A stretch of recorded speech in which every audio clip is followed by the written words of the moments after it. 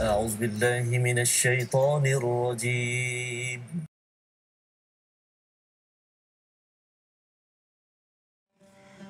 اللهم صل على سيدنا محمد. اللهم صل على سيدنا محمد. Assalamualaikum warahmatullahi wabarakatuh. Alhamdulillahirabbil alamin wassalatu wassalamu ala asyrafil anbiya'i wal mursalin sayyidina Muhammadin wa ala alihi wa ashabihi ajmain. Amma ba'd. Apa khabar tuan-tuan yang dirahmati Allah sekalian? Saya harap maknanya semua kita berada dalam keadaan yang sihat sejahtera dalam musim pandemik yang melanda pada hari ini. Baik, bertemu kita lagi dalam rancangan My Hadis Time. Rancangan yang meneroka isi kandung Al-Quran berdasarkan hadis-hadis Nabi. Sebelum ni, kita dah ceritakan pada tuan-tuan tentang objektif mengapa kita anjurkan program My Hadis Time. Suka juga saya ingatkan kembali kepada tuan-tuan bahawa mendengar daripada Nabi SAW adalah satu perintah Allah Ta'ala. Allah Ta'ala pernah menyebutkan di dalam Al-Quran, firman Allah, وَمَا آتَاكُمُ الرَّسُولُ فَخُذُوهُ وَمَا نَهَاكُمْ عَنْهُ فَانْتَهُوا. Apa sahaja yang didatangkan oleh Rasulullah tu hendaklah kita ambil, dan apa sahaja yang ditinggalkan oleh Rasulullah tu dilarang hendaklah kita tinggalkan. Baik, hari ini kita akan bersama dengan Ustaz Husaini lagi. Sihat Ustaz ya? Sihat alhamdulillah. Doktor sihat kan? Alhamdulillah. Baju hari ini masya-Allah meriah. Okay. Baik, kalau dalam sesi sebelum ini kita telah membincangkan tentang suratul Fatihah. Kita ambil isi kandung dalam suratul Fatihah yang mana kita ambil daripada bahagian pertama tentang sifat-sifat Allah. Maka dalam sesi hari ini kita akan membincangkan tentang halaman yang kedua, halaman yang dimulakan dengan suratul Baqarah daripada ayat 1 sehingga ayat yang kelima. Sebelum kita masuk lebih mendalam tentang perbincangan dalam suratul Fatihah, dalam suratul Baqarah, mari bersama kita dengarkan bersama ayat yang akan diperdengarkan oleh Ustaz Husaini kita.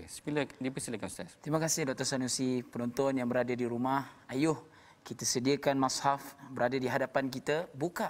Kita singkap halaman yang kedua suratul Baqarah, tengok ayat yang pertama hingga yang kelima. InsyaAllah kita sama-sama meneroka kisah-kisah yang berada di dalam suratul Baqarah ayat 1 sampai 5 ya, berpandukan hadis Nabi sallallahu alaihi wasallam insya-Allah.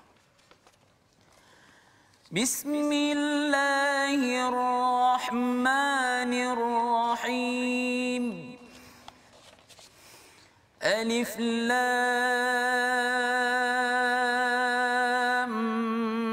Mim.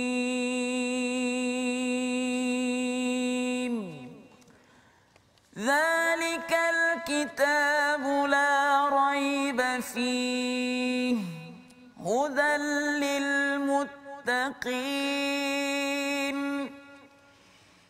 alladzina yu'minuna bil ghaibi wa yuqimuna as-salata wa mimma razaqnahum yunfiqun والذين يؤمنون بما أنزل إليك وما أنزل من قبلك وبالآخرة هم يوقنون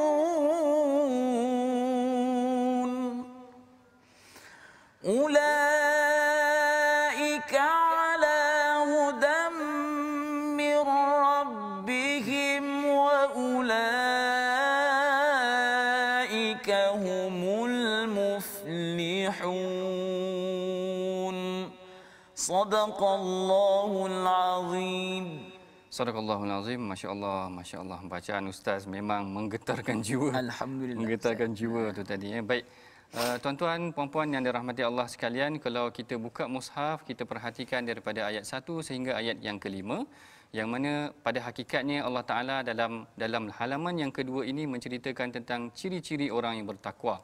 Perhatikan pada halaman yang kedua bagaimana Allah Taala menyebutkan hudan lil muttaqin, iaitu hidayah bagi orang yang bertakwa. Kemudian Allah Ta'ala sambung seterusnya tentang sifat-sifat orang yang bertakwa, iaitu mereka yang beriman kepada perkara yang gaib, mereka yang mendirikan salat, mereka yang berinfak, kemudian percaya kepada apa yang telah diturunkan dan juga beriman kepada hari akhirat. Jadi dalam Al-Quran, Allah Ta'ala menceritakan tentang 5 ciri orang yang bertakwa, ya Ustaz ini. Tapi macam mana pula dalam hadis? Jadi dekat sini, mari kita sama-sama tuan-tuan perhatikan bagaimana Rasulullah menceritakan pula ciri-ciri orang yang bertakwa seperti mana yang disebutkan dalam hadis. Yang ini mari kita sama-sama baca apa yang telah disampaikan oleh Rasulullah berdasarkan hadis yang diriwayatkan oleh Al-Imam Tirmizi. Kita perhatikan hadis ini. An Atiyah As-Sa'di qala Rasulullah sallallahu alaihi wasallam la yablughul 'abdu an yakuna minal muttaqin hatta yada' ma la ba'sa bihi hadaran lima bihil ba's. Maksudnya daripada Atiyah As-Sa'di radhiyallahu taala anhu, beliau berkata, Rasulullah sallallahu alaihi wasallam bersabda, seorang hamba itu tidak akan mencapai tahap takwa melainkan setelah dia meninggalkan perkara yang tiada kebaikan buat dirinya agar dia fokus kepada perkara yang bermanfaat buat dirinya sahaja. Hadis ni diriwayatkan oleh Al-Imam Tirmizi. Baik, perhatikan pada hadis ni tuan-tuan. Ustaz ni pun boleh perhatikan cantik hadis ni. Rasulullah mengungkapkan definisi yang baru tentang takwa. Rasulullah bukan sekadar mengingatkan takwa ni taat perintah Allah saja, tetapi meninggalkan perkara yang sia-sia. Baik, perbincangan yang secara terperinci mengenai hadis ini kita akan sambung selepas ini. Mari kita berehat dulu seketika, jangan ke mana-mana. Bertemu kita lagi dalam program My Hadis Time, Rasulullah Suri Teladan.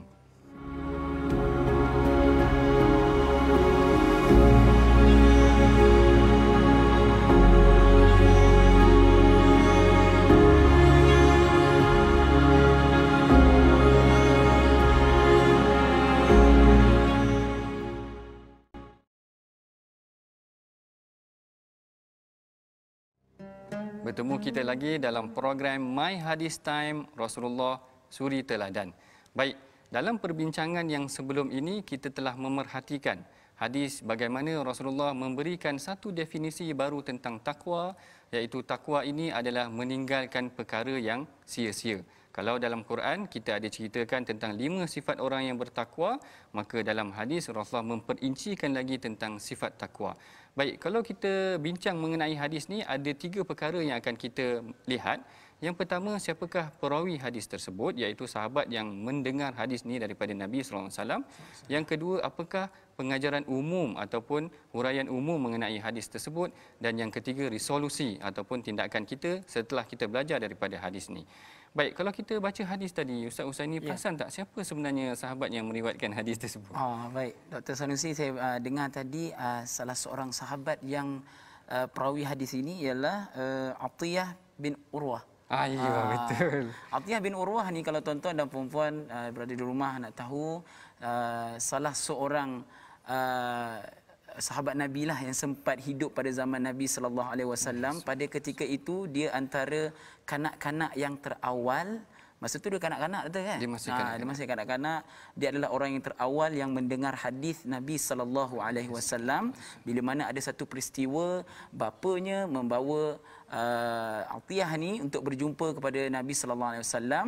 Lalu Atiyah ni ditinggalkan di tempat tunggangannya, doktor. Betul. Kemudiannya Nabi sallallahu alaihi wasallam bertanya kepada bapanya, takkan seorang dia datang kan? Mana lagi yang lain? Jadi bapaknya cakap, ayah dia kata ada anakku di luar sana. Atiyah. Jadi dibawa masuk. Jadi sempatlah dia berjumpa dengan Nabi sallallahu alaihi wasallam dan sempat juga mendengar hadis daripada Nabi sallallahu alaihi wasallam. Salatu wassalam. Masya-Allah, menarik sebenarnya kisah Atiyah bin Urwah ni tadi tuan-tuan. Kalau menurut Al-Imam Asbahani ataupun Abu Nuaim Al-Asbahani, beliau ada menceritakan dalam kitabnya Ma'rifatus Sahabah tentang siapakah dia sahabat yang dinamakan sebagai Atiyah As-Sa'di ni. Atiyah ataupun Atiyah bin Urwah As-Sa'di ni berasal daripada Bani Sa'ad bin Bakar seorang yang berada di luar daripada Madinah. Lalu macam yang Ustaz Husaini ceritakan tadi, dia datang ke Madinah untuk mendengar daripada Rasulullah. Kemudian dia ditinggalkan dalam tempat maknanya tunggangan dia. Kemudian dia diambil oleh ayah dia, sebab Rasulullah kata mana yang lain, jadi ayah dia bawa daripada situlah dia banyak mendengar hadis-hadis ataupun dia mendengar hadis yang pertama daripada Rasulullah. Kalau kita ikutkan apa yang diungkapkan juga oleh Al-Imam Al-Asbahani ni tadi, bahawa Atiyah ni jugalah seorang sahabat yang meriwayatkan hadis tentang marah. Barangkali tuan-tuan kalau pernah dengar hadis marah ni, Rasulullah kata innal ghadaba minasyaitani. Rasulullah kata pada Atiyah, sesungguhnya marah ini adalah daripada syaitan dan syaitan ni dijadikan daripada api. Lalu bagaimana kita nak memadamkan kemarahan kita? Kita digalakkan berwuduk. Hadis ni diriwayatkan oleh Sayyidina Atiyah ni tadi, menggambarkan kepada kita kalau kita tengah marah ni, bergaduh dengan kawan dalam Facebook, pergi ambil uduk. Tapi saya tengok muka doktor macam tak pernah marah. Okey. Yang tu mengenai tentang kisah sahabat bernama Atiyah bin Urwah ni tadi ataupun Atiyah As-Sa'di. Baik, sekarang kita masuk tentang huraian umum hadis tersebut. Apakah yang Rasulullah maksudkan sebagai meninggalkan perkara yang sia-sia ini adalah salah satu daripada ciri takwa. Mengenai perkara ini saya suka untuk ambil apa yang diungkapkan sendiri oleh Al-Imam Hasan Al-Basri. Al-Imam Hasan Al-Basri kata mengenai sifat takwa ataupun mengenai hubungan kita dengan Allah Ta'ala, Al-Imam Hasan Al-Basri kata alamatu i'radullah 'alal ibad tarkuhu ma la ya'ni. Alamatu i'radullah 'alal ibad syughlahu fi ma la ya'ni. Al-Imam Hasan Al-Basri kata salah satu tanda Allah Ta'ala menjauhkan diri daripada kita. Masya Allah, takut Ustaz. Salah satu tanda Allah Ta'ala jauhkan diri daripada kita adalah dia menyibukkan kita dengan perkara yang sia-sia. Ini yang berkait rapat dengan hadis. Ini yang berkait rapat dengan hadis tentang takwa ni. Siapa yang menyibukkan diri dia dengan perkara yang sia-sia, menurut Hasan Al-Basri seakan-akan tanda Allah Ta'ala telah mula menjauhkan diri daripada mereka. Jadi hati-hati tuan-tuan. Sebab itulah Rasulullah sebutkan salah satu daripada sifat takwa adalah meninggalkan perkara yang sia-sia. Jangan kita jadi seperti mana yang disebutkan oleh Al-Imam Hasan Al-Basri tadi. Macam tu juga ada seorang lagi nama tabi'in Ma'ruf Al-Karhi. Ma'ruf Al-Karhi pun sama juga. Dia kata kalau orang tu banyak bercakap perkara yang sia-sia, itu adalah tanda khadlan indallah. Tanda Allah Ta'ala rasa kehinaan kepada dia. Jadi jangan kita cakap perkara yang sia-sia. Jangan kita banyak fokuskan kepada perkara yang sia-sia. Jangan kita buat satu perkara yang sia-sia kerana kita bimbang. Bukan sahaja kita tak jadi orang yang bertakwa, nanti Allah Ta'ala akan jauhkan diri daripada kita. Dan tidak ada di kalangan kita yang nak diri mereka jauh daripada Allah Ta'ala. Jadi menarik sebenarnya hadis ni tuan-tuan. Kalau tuan-tuan, puan-puan tengok di rumah, bagaimana dalam Quran Allah Ta'ala menceritakan 5 sifat yang bertakwa daripada surah Baqarah yang dibacakan oleh Ustaz Husaini tadi. Maka dalam hadis pula Rasulullah memperincikan lagi salah satu sifat orang yang bertakwa, dia akan meninggalkan perkara yang sia-sia. Baik, untuk perbincangan yang seterusnya kita akan sambung lagi selepas daripada ini. Kita akan berehat seketika, kita berjumpa lagi dalam program My Hadis Time Rasulullah Suri Teladan.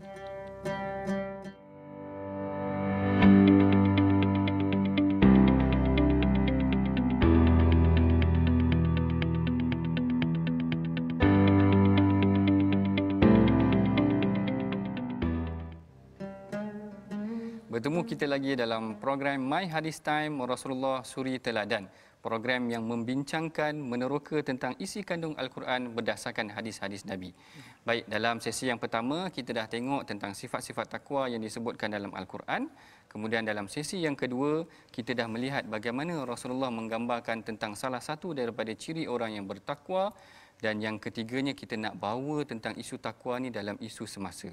Baik, cuba tuan-tuan perhatikan dalam isu semasa pada hari ini. Ustaz Husaini rasa macam mana masyarakat kita ni banyak dilekakan dengan perkara sia-sia ke? Dia sebenarnya kalau kita tengok tuan-tuan dan puan-puan yang berada di rumah ni, sebenarnya keliling kita ni memang banyak benda yang sia-sia sebenarnya. Allah.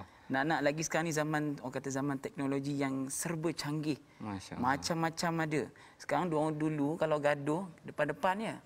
Sekarang ni gaduh sekarang ni apa je di hujung jari. Di hujung jari.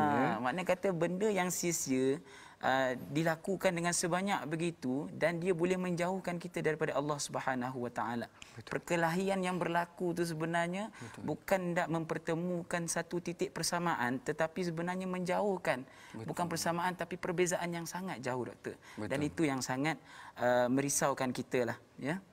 Betul tu Ustaz. Yang saya bimbang juga pada hari ini, kalau kita perhatikan kadang-kadang banyak di kalangan kita ni menghabiskan masa dengan perkara yang sia-sia. Duduk kat meja makan Ustaz, tengok telefon dah. Ini waktu makan ni. Tengah makan, tengok telefon. Duduk dengan anak-anak masih lagi pegang telefon. Nak kata pegang Quran tak pegang Quran lagi. Kemudian nak tidur pun tengok telefon lagi. Masya-Allah. Yang ni barangkali yang disebutkan oleh Al-Imam Hasan Al-Basri tu Al-Imam Hasan Al-Basri kata tanda-tanda Allah Taala menjauhkan kita adalah kita disibukkan dengan perkara yang sia-sia. Yang ni yang kita tak nak, tuan-tuan. Sebab itulah kalau kita tengok dalam hadis yang lain, Rasulullah ada banyak berdoa ataupun Rasulullah ajar kita berdoa. Rasulullah kata Allahumma inni as'alukal huda wat tuqa wal afafa wal ghina. Rasulullah berdoa supaya diberikan kita ni hidayah. Maknanya hidayah selain daripada usaha, kena berdoa juga. Kemudian diberikan juga kita ketakwaan. Jangan sampai kita ni dilekakan dengan perkara yang sia-sia sehingga menyebabkan kita ni jauh daripada Allah Ta'ala itu sendiri tadi. Jadi dengan sebab itulah kita kena hayati betul-betul. Kalau dalam Quran kata sifat orang bertakwa, kena melakukan ibadah, kemudian kena beriman kepada hari akhirat dan kitab sebagainya. Dalam hadis Rasulullah menjelaskan lagi, kita kena meninggalkan perkara yang sia-sia. Kita tak nak berlaku perkara yang sia-sia, kita tak nak kita punya hidup ni dihabiskan dengan perkara yang sia-sia. Baik, kita dah hampir-hampir kepada penghujung rancangan. Kita akan semak juga sebelum kita tutup perbincangan kita mengenai hadis ini. Mari kita sama-sama perhatikan 3 resolusi ataupun 3 pengajaran yang kita boleh ambil daripada hadis yang telah kita pelajari pada hari ini, insya-Allah. Baik, mari sama-sama kita baca dengan tuan-tuan yang berada di rumah. Resolusi hadis yang pertama ataupun pengajaran hadis yang pertama adalah mengenai tentang taat kepada Allah, iaitu taat perintah Allah dan menjauhi larangannya ialah ciri orang yang bertakwa. Itu yang kita dah bincangkan dalam Al-Quran. Kemudian dalam hadis pun ada disebutkan sedikit.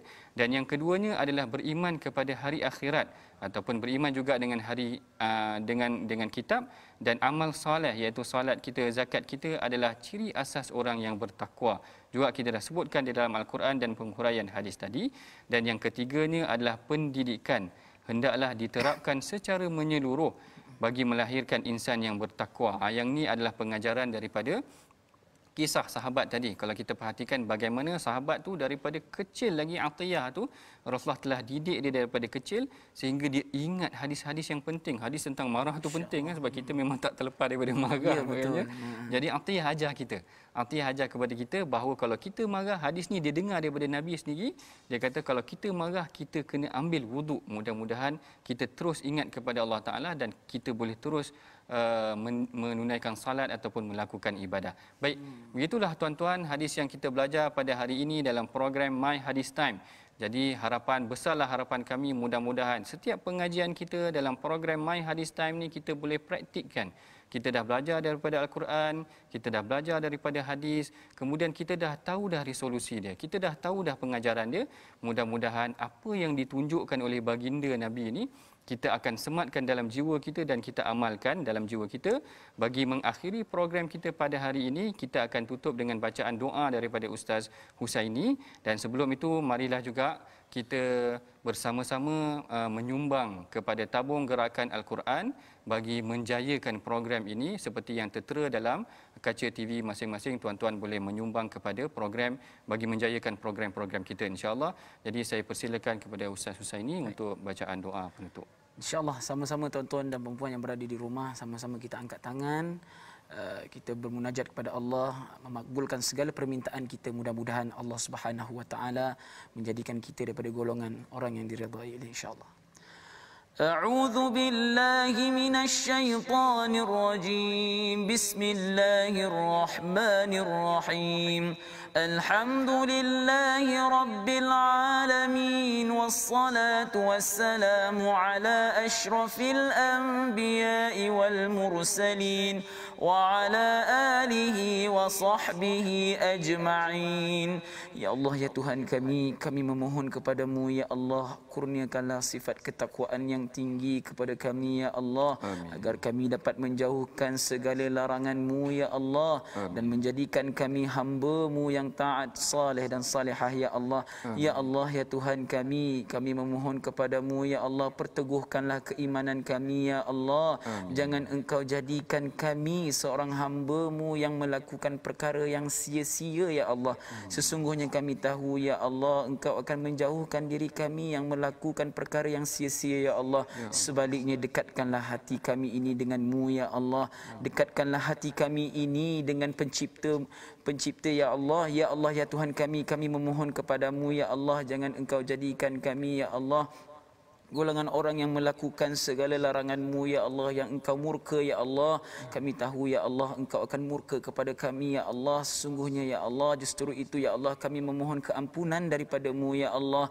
Jauhkanlah daripada kami, ya Allah, segala dosa-dosa yang kami lakukan ini, ya Allah. Makbulkanlah doa kami, ya Allah.